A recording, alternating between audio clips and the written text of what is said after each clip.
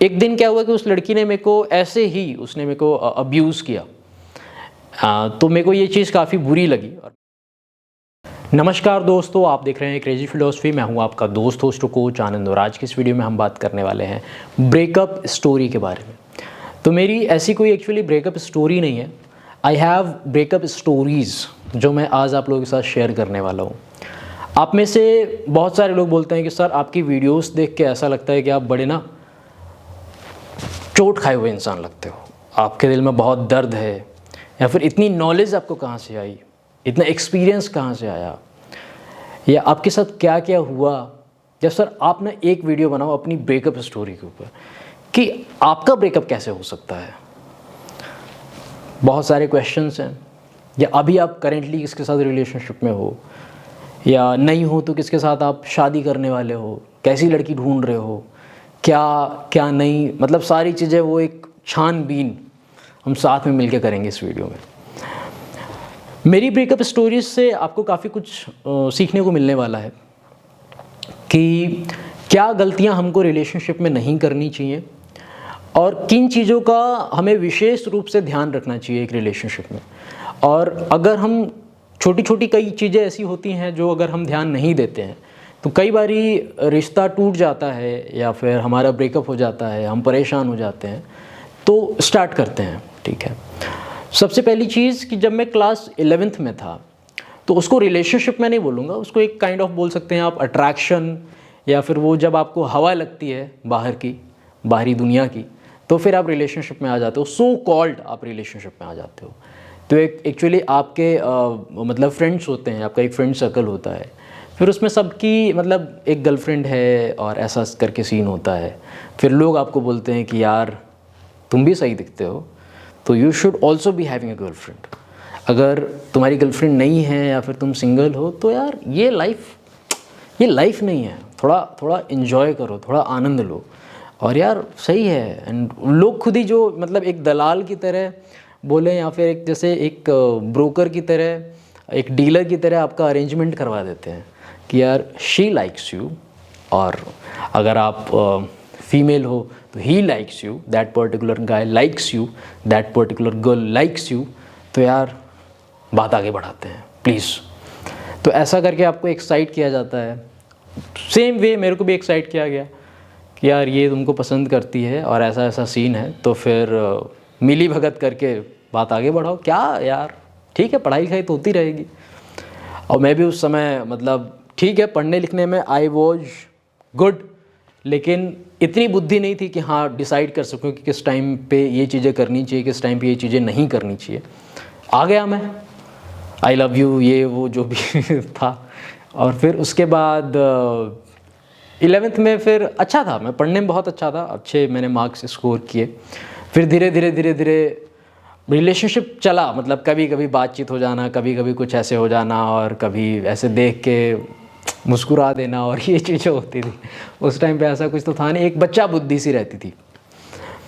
तो अब आगे जी 12th के बोर्ड एग्ज़ाम्स आने वाले हैं। तो हमने कहा कि अब तो काफ़ी सीरियस होना पड़ेगा। मतलब eventually I was serious, but I was not that serious जैसा हम बोर्ड एग्ज़ाम्स के लिए हमको होना चाहिए। तो मैंने कहा जी थोड़ा सा हम स्पेस लेते हैं, थोड़ा डिस्टेंस लेते हैं, और थोड़ा आप अपनी लाइफ के ऊपर फोकस करो, मतलब अपने एग्ज़ाम्स के ऊपर, and I will focus on my exams. Exam देते हैं, फिर उसके बाद की देखी जाएगी जैसा भी होता है कल की डेट में। तो फिर हमने फोकस करना स्टार्ट किया। मैंने भी काफ़ी अच्छा स्कोर किया, टॉप 1% में आया। एक स्कॉलरशिप भी मिली मेरे को, इंस्पायर शीम के नाम से, जैसा आप में से कुछ लोगों को पता होगा। और फिर उसके बाद उसने भी काफ़ी अच्छा स्कोर किया, और फिर धीरे धीरे मैं बाहर चला गया पढ़ने के लिए, और वो इधर उधर, तो फिर वो दूरियां बढ़ गई और बात ख़त्म वहीं पे। तो इससे तो एक चीज़ मेरे को समझ में आई कि मैंने बहुत बड़ी मिस्टेक की, बहुत बड़ी गलती की, कि हर एक चीज़ का एक टाइम होता है, समझ रहे हो आप। तो एक टीनेज में या फिर जब आप एक बच्चे हो तो आपको फिर रिलेशनशिप में कभी नहीं आना चाहिए। कभी नहीं मतलब कभी नहीं। मतलब कोई भी काम आप कर रहे हो, कोई भी चीज़ कर रहे हो, तो आपके पास वो कैपेसिटी होनी चाहिए, आपके पास वो क्षमता होनी चाहिए, आपके पास वो मतलब ताकत होनी चाहिए उस चीज़ को करने की, बेयर करने की।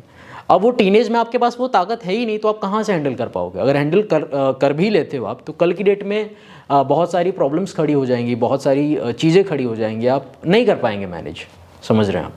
तो ये मेरी लाइफ का सबसे बड़ा फॉल्ट था। वैसे अब क्या फॉल्ट, मतलब लाइफ है, गो विद द फ्लो, मज़े लो, आनंद में रहो। लेकिन इससे मेरे को एक चीज़ सीखने को मिली कि अगर आप में से कुछ लोग ऐसा हैं कि आपकी एज कम है, या फिर आप स्कूल में पढ़ने वाले बच्चे हो, या अभी कॉलेज में हो, आप फर्स्ट ईयर में, सेकेंड ईयर में, तो प्लीज़ रिलेशनशिप को अवॉइड करो। अपने फ्रेंड सर्कल के चक्कर में, अपने संगत के चक्कर में आके अपना बेड़ा गर्क मत करो। कई बार हम गलत रास्ते पे आ जाते हैं, गलत चीज़ें करना स्टार्ट कर देते हैं, नशे करना, पॉर्न का एडिक्शन, मास्टरबेशन का एडिक्शन, लड़कीबाजी या लड़काबाजी, या ये सब हम नहीं करें इस टाइम के लिए, तो अच्छा है। हम अपनी लाइफ के ऊपर हमको फोकस करना चाहिए। तो ये तो जी सबसे पहली चीज़ थी, ठीक है। फिर उसके बाद लखनऊ गया मैं प्रिपरेशन के लिए, आईआईटी की प्रिपरेशन कर रहा था, वहाँ पे इधर कुछ नहीं। फिर कॉलेज गया, प्रिपरेशन मैंने मतलब पूरे उसके साथ शिद्दत के साथ प्रिपरेशन की मैंने, लेकिन ऐसा कुछ खास हुआ नहीं, जैसी ऊपर वाले की इच्छा। फिर उसके बाद कॉलेज गया इंजीनियरिंग के लिए। अब इंजीनियरिंग के लिए कॉलेज गया तो वहाँ पे जी थोड़ा बहुत होता ही है। तो वहाँ पे एक लड़की थी, और एक ये ऐसा रिलेशनशिप था जहाँ पे कुछ शायद 2 महीने के करीब हमने एक दूसरे को डेट किया या फिर जानने की कोशिश की, और ठीक है इवेंचुअली हमने उसको एक नाम भी दे दिया कि ठीक है we are in a relationship. एक दिन क्या हुआ कि उस लड़की ने मेरे को ऐसे ही, उसने मेरे को अब्यूज़ किया। तो मेरे को ये चीज़ काफ़ी बुरी लगी, और मैंने कहा कि आज के बाद आप फ़ोन मत करना, या फिर आज के बाद we will not be in talking terms. तो आप अपने रास्ते, हम अपने रास्ते। तो यहाँ से एक ये चीज़ समझ में आई कि हमें अपना जो हमारा स्वाभिमान है वो हमेशा हमें ऊपर रखना चाहिए। हमारी जो सेल्फ़ रिस्पेक्ट है, हमारी जो खुद की इज्जत है, हमको ऊपर रखनी चाहिए। हमको किसी का ऐसे सुन के और किसी का ऐसे करके बेयर करने की ज़रूरत नहीं है, दबने की, झुकने की, या इतना नीचा खुद को गिरा के चलने की ज़रूरत नहीं है एक रिश्ते में। हम अपनी सेल्फ़ रिस्पेक्ट मेंटेन करते हुए चलें, और अगर हमारी कोई सेल्फ़ रिस्पेक्ट को ठेस पहुंचाता है तो ऐसे इंसान के साथ ना रहें। ये इससे हमें सीखने को मिलता है, ठीक है जी। फिर मैं एक रिलेशनशिप में आया जहाँ पे सामने वाली बंदी ने actually she cheated on me. कई महीनों से फिर हमने डेट किया, रिलेशनशिप में रहे, और फिर उसके बाद आई गॉट टू नो, या फिर मैंने कुछ ऐसा देखा कि she is with somebody else too. फिर मेरे को काफ़ी शॉकिंग सा लगा, बट मैंने उस चीज़ को डाइजेस्ट किया, एक्सेप्ट किया कि ठीक है वो उसका चॉइस है। मैंने उसको कुछ खास ऐसा वो नहीं किया, उसके पीछे पड़ गया कि नहीं तुमने ऐसा क्यों किया मेरे साथ, तुमको ऐसा मेरे साथ ऐसा क्यों करना था, क्यों करना पड़ गया, अरे तुम ऐसा क्यों कर सकती हो, कैसे कर सकती हो, अरे नहीं यार मुझे पता है कि तुम बहुत, ये सब मैंने कुछ नहीं किया था। मैंने कहा ठीक है, अपने मन को समझाया, मैंने खुद का एक माइंड मेकअप किया कि ठीक है इट इज़ योर चॉइस, और जो भी तुमने किया इट वॉज़ योर चॉइस, ये आपका डिसीजन था, जो भी करना है वो करो। फिर मैंने वहाँ से खुद ही अपना ये बंद कर दिया जी, जो कि अच्छा किया। अगर कोई इंसान हमको चीट करता है तो हमको कोई अपनी ओर से चांस देने की या ऐसा कुछ करने की ज़रूरत नहीं है, छोड़ ही दे तो ज़्यादा बेटर है। हालांकि कई ऐसी सिचुएशंस होती है जहाँ पे हमारी थोड़ी सी मजबूरी हो जाती है, but most of the times हमको जाने देना चाहिए, ऐसे इंसान को छोड़ ही देना चाहिए। थर्ड बारी क्या हुआ कि वैसे मत सोचना, डोंट जज मी दैट वे, बट हाँ कहीं ना कहीं I was trying to find out a good match, या फिर एक तरीके से एक सही इंसान ढूंढने की कोशिश कर रहा था। और इसी कोशिश में मैं देख रहा था लोगों को कि हाँ कोई तो सही मिले। तो फिर एक बार मैं एक इंसान के साथ रिलेशनशिप में था, शायद जब अभी मैं आ गया था, कब उस टाइम पे जॉब कर रहा था, तब वो काफ़ी सीरियस सा रिलेशनशिप था, सीरियस सा था, बट कहीं ना कहीं मेरे पास टाइम का थोड़ा सा, मैं मेरी ओर से I totally admit and I totally agree with this कि मेरी ओर से टाइम का बहुत ज़्यादा इशू होता था। क्योंकि आपको पता है कि I was doing YouTube also, और एज वेल एज 10 घंटे की जॉब थी मेरी, तो टाइम निकाल पाना वॉज वेरी मच डिफ़िकल्ट, मतलब बहुत ज़्यादा डिफ़िकल्ट था। अब जब उसको बात करनी होती थी तो मैं ऑफिस में हूँ, उसको बात करनी होती थी तो मैं कहीं ट्रैवल कर रहा हूँ, उसको बात करनी होती थी तो मैं यूट्यूब पे कुछ ऐसा पोस्ट कर रहा हूँ, या ये ऐसी बहुत सारी चीज़ें होती थी। तो फिर कहीं ना कहीं वो इन चीज़ों से टायर्ड थी और परेशान थी। हाँ आई अग्री कि मेरी ओर से गलतियाँ थी, लेकिन उसने भी कुछ ऐसा नहीं किया। उसका भी ऐसा रहा कि she got attached with her best friend, और फिर वहाँ से धीरे धीरे चीज़ें उन दोनों के बीच आगे बढ़ती गई, और फिर मैं पीछे हट गया।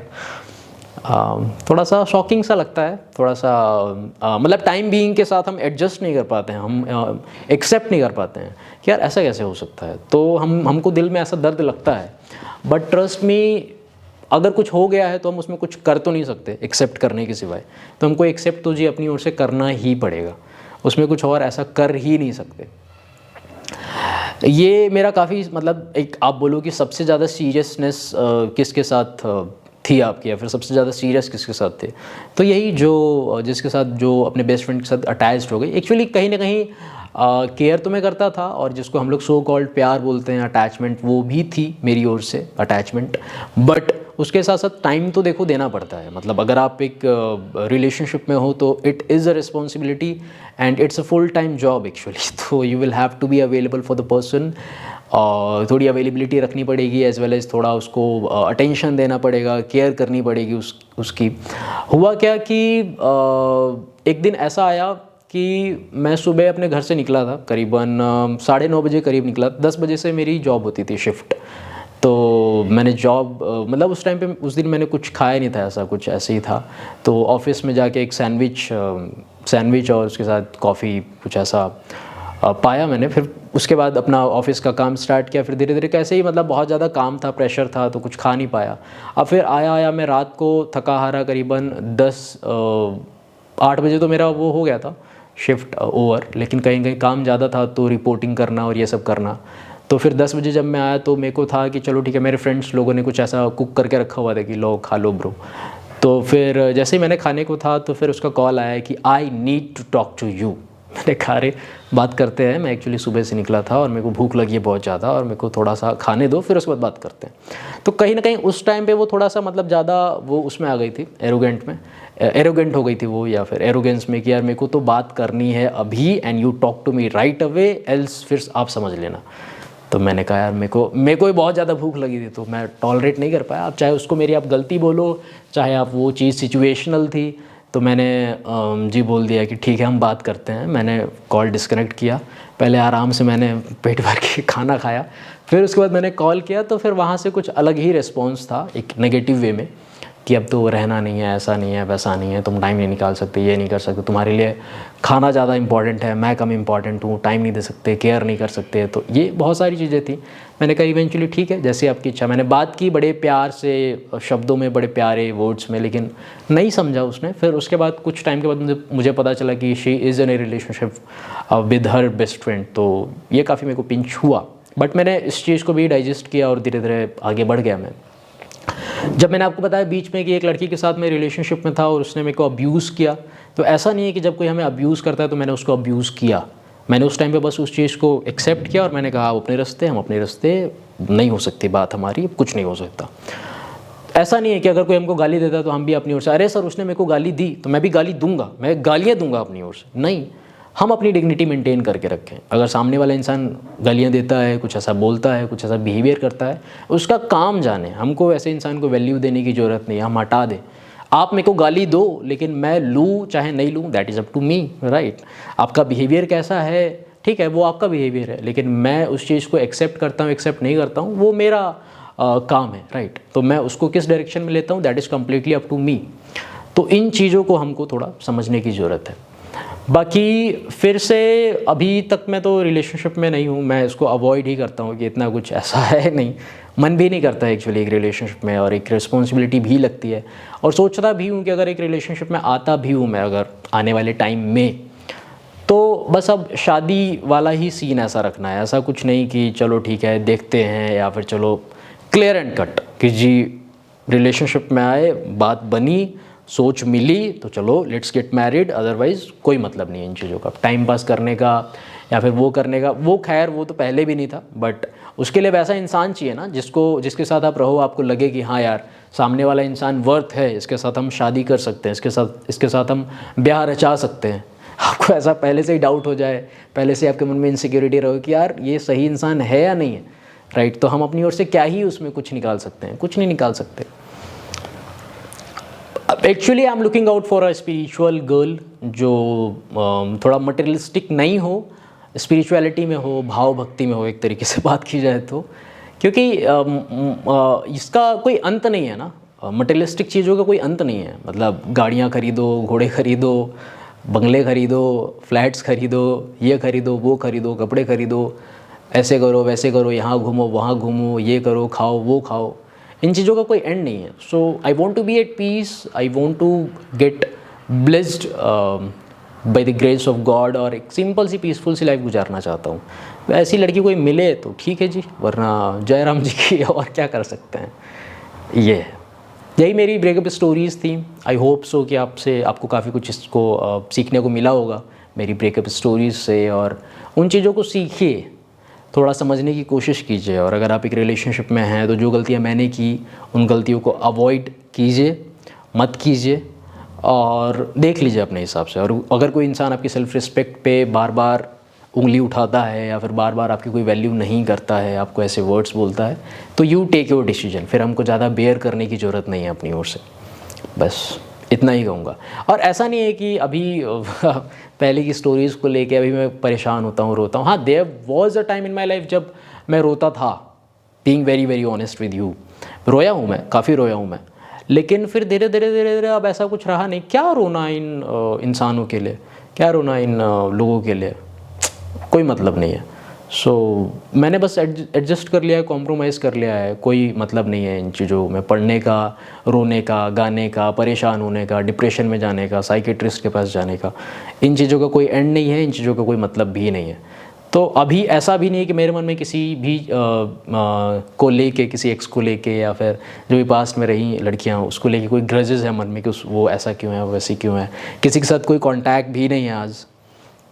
और एक दो कभी कभार कोई मैसेज कर देता है तो बस राधे राधे, बाकी उससे ज़्यादा किसी से कुछ नहीं है, कोई टर्म्स नहीं है, और कोई ऐसा मतलब रखने का मतलब भी नहीं है एक तरीके से बात करूँ तो मैं। तो अगर आपका ब्रेकअप हो गया तो कोई ऐसा नहीं है कि हमें कुछ टॉकिंग टर्म्स में रहने की ज़रूरत है। हमको कम्प्लीटली कट ऑफ करें, अपनी लाइफ में आगे बढ़ें, चीज़ों को एक्सेप्ट करें और खुश रहें, मस्त रहें, एट पीस रहें अपने मन में। हमको किसी के लिए ग्रजेस रखने की ज़रूरत नहीं है कि इसने मेरे साथ ऐसा किया वैसा किया। जो ग्रजेस पालेगा वो खुद ही बीमार रहेगा, वो खुद ही परेशान रहेगा। हम ग्रजेस नहीं लेके चलेंगे ना तो हम खुश रहेंगे, हम मस्त रहेंगे, हम शांति से रहेंगे। समझ रहे हो आप, ये सबसे ज़्यादा इम्पॉर्टेंट है। बस अगर आपका ब्रेकअप हुआ है तो थोड़ा सा खुद को स्ट्रॉन्ग करके रखिए। अभी के लिए ऐसा लगता है कि यार पूरी दुनिया ख़त्म हो गई है, या फिर अभी कुछ समझ में नहीं आ रहा है, बट थोड़े से टाइम के बाद you would be at peace अगर आप चीज़ों को एक्सेप्ट करते हैं और आगे बढ़ते हैं तो। बस इतना ही कहना चाहता था आपका दोस्त कोच आनंद। अगर आप चाहते हैं कि मैं आपको 1-on-1 गाइड करूं, एक वॉइस कॉल पे, एक वीडियो कॉल पे, तो आप उसके लिए अपॉइंटमेंट बुक कर सकते हैं, व्हाट्सएप कर सकते हैं आप मेरी टीम को 8290343014 पे। Thank you very much for watching this video. Stay connected, stay blessed. Shri Krishna bless you मेरे दोस्त। जय हिंद, जय भारत।